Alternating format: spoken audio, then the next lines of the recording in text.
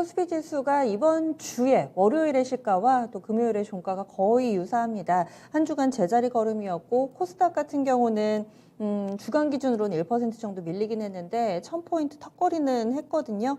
그러면 다음 주에는 이 공방전이 과연 어떤 쪽으로 가게 될지 오늘 절대전략에서 먼저 내다보는 시간 가져보겠습니다.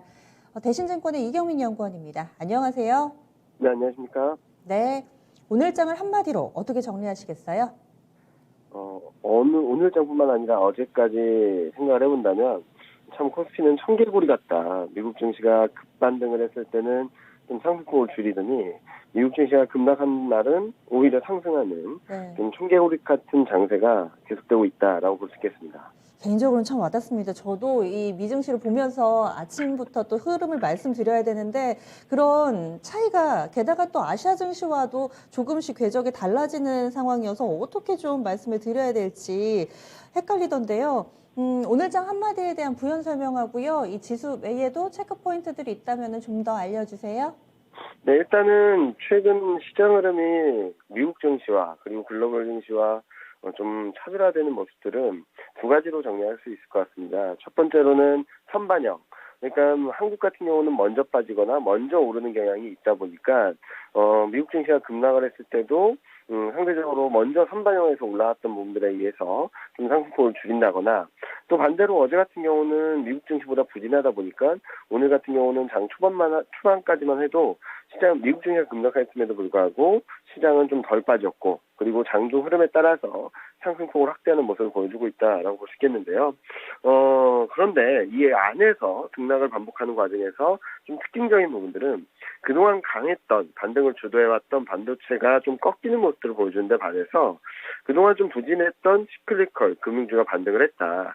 이 와중에 외국인 순매수는 지속되고 있지만 업종별 매매 패턴은 계속적으로 엇갈리는 모습을 보이고 있다라고 생각을 합니다. 이렇게 코스피가 좀 차별적인 흐름들을 보이는 이유 중에 또 하나는 연말이라는 수급 계절성이 조금 한국에 좀 특징적으로 나타나기 때문입니다.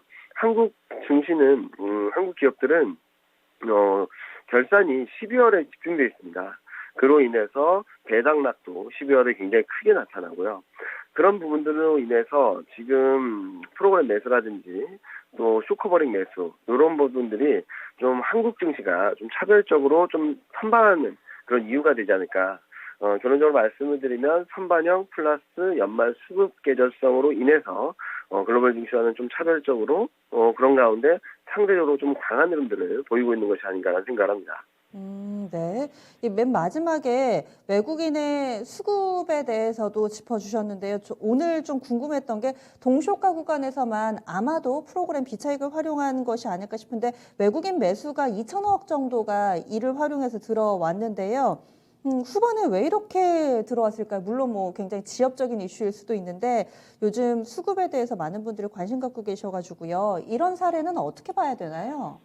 오늘뿐만 아니라 최근 외국인도 순매수 기조고 기관들까지도 특히 금융투자 쪽에서 순매수 기조가 이어지는 이유는 연말 수급 계절성 때문입니다. 연말 배당락이 정해져 있지 않습니까? 한국은 이런 날은 프로그램 매수 그러니까 그날 전까지는 현물과 선물 간의 그 가격 격차가 큽니다. 그러므로 인해서 이 갭을 먹기 위한, 그 갭을 수익으로 확정하기 위한 기계적인 매매가 들어오는 경향이 굉장히 크고요.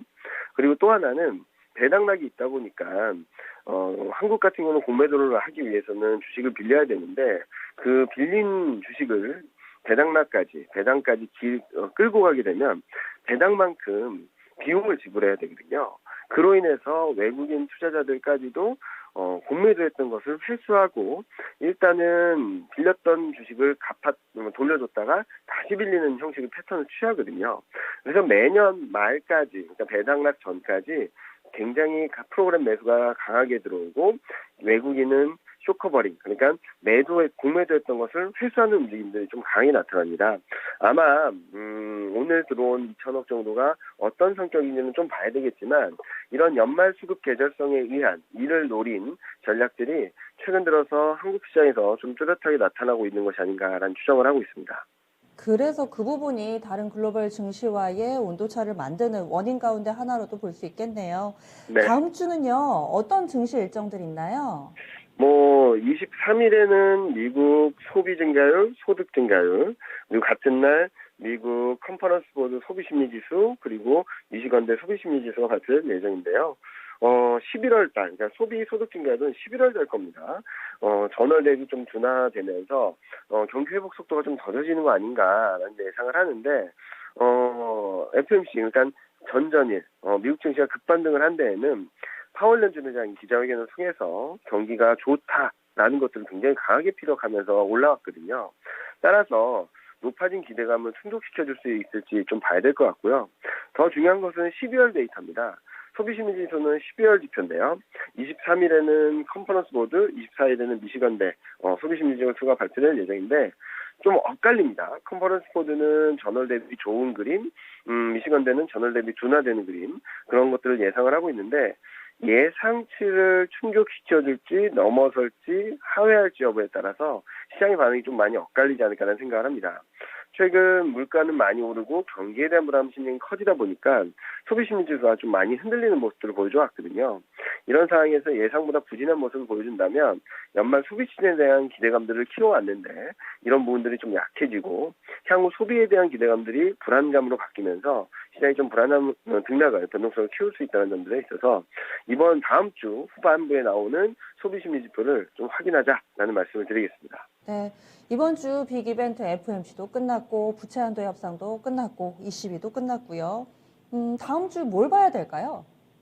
연준 위원들이 발언들을 좀 계속적으로 체크해야 될 것 같습니다. 매파적인 스탠스를 확인한 상황에서 향후 어떤 스탠스를 보여줄지 더 매파적으로 갈지 지금 수준에서는 매파적인 스탠스가 정점인다고 봐야 될지 이런 것들을 좀 확인하는 시간이 필요하다고 생각을 하고 있고요. 앞서 말씀드렸듯이 글로벌 증시 대비 차별적인 흐름을 보이는 데에는 외국인 매매와 기관 프로그램 매매가 있다라고 말씀드렸는데요. 이런 것들이 계속적으로 시장을 하반 경직성을 높여줄지를 봐야 될 것 같습니다. 이와 더불어서 최근 코스피가 등락을 보이는데 거래 대금이 늘질 않고 있습니다. 이렇게 된다면 코스피가 반등을 한다고 해도 반등 탄력, 반등 폭은 제한적이고 좀 조정을 받는다고 하더라도 그 조정폭도 제한적인 굉장히 좁은 박스권을 등락을 보일 수 있거든요. 결론적으로 말씀드리면 연준 위원들의 통화정책 스탠스, 프로그램 매매, 그리고 거래대금 증가 여부 이 세 가지를 키 이슈로 놓고 앞서 말씀드렸던 경제지표 결과와 함께 계속적으로 체크하면서 지켜봐야 될 것으로 생각합니다. 네. 그 세 가지 꼭 기억하겠습니다. 그리고 이 시간을 통해서 꾸준히 한 4분기에는 보수적으로 시장 대응하자, 현금 일정 부분 마련해 놓자 이런 전략을 세워주셨는데요. 동일한지 절대 전략 알려주세요. 네, 길게 봤을 때는 전략적인 스탠스는 계속적으로 보수적으로 가야 되는 게 맞다라고 생각합니다. 다만 FMC 이후 경기 회복에 대한 기대감, 통화 정책에 대한 부담, 이 두 가지가 공존하고 있는 상황이거든요. 이런 상황에서 단기적으로 등락은 좀 더 이어질 수 있다고 생각합니다. 3천선을 중심으로 플러스 마이너스 50포인트 정도의 여력은 있다라고 생각하는데요.